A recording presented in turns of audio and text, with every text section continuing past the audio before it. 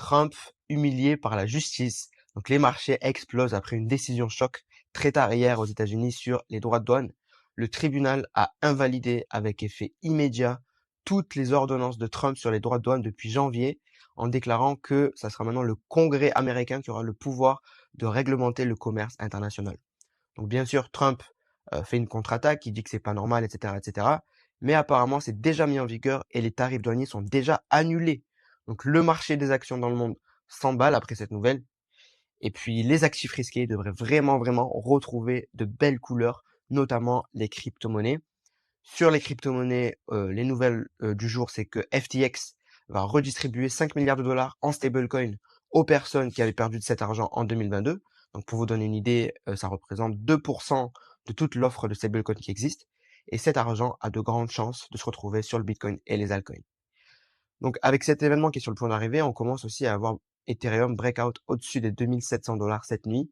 Et ça pourrait créer un mouvement similaire à ce qu'on a vu la dernière fois lorsqu'Ethereum était autour de 1800 dollars et il est monté à 2600 dollars. Donc là, ça pourrait nous faire repartir au-delà, bien au-delà même des 3000 dollars. Et à côté de ça, sur Ethereum, on apprend que Meta, l'entreprise Facebook, va lancer son propre stablecoin sur la blockchain Ethereum avec le potentiel de toucher 3 milliards d'utilisateurs puisqu'il y a 3 milliards de personnes qui utilisent Facebook, Instagram, etc. dans le monde. Et du côté des ETF, on continue de voir des inflows, des rentrées nettes massives tous les jours avec 430 millions de dollars sur Bitcoin hier et 90 millions de dollars sur l'ETF Ethereum hier. Donc je ne sais pas si vous remarquez, mais les rentrées d'argent sur Ethereum sont en train de s'agrandir. Et c'est jamais anodin puisque les rentrées d'argent sur les ETF ont toujours prouvé que ça faisait exploser le prix d'une crypto. Donc restez vraiment patient sur Ethereum, je pense que on n'a rien vu encore.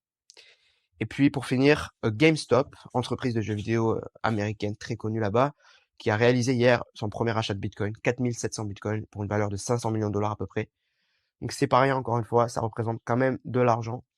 Et puis on voit que il se passe de plus en plus de choses, de plus en plus vite sur les cryptos en ce moment.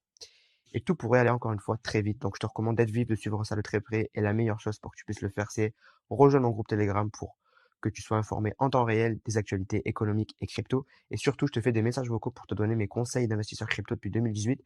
Donc il y a plus de 4900 personnes dans ce groupe aujourd'hui. Je te recommande de rejoindre en cliquant sur le lien dans ma bio, c'est 100% gratuit et je te dis à bientôt.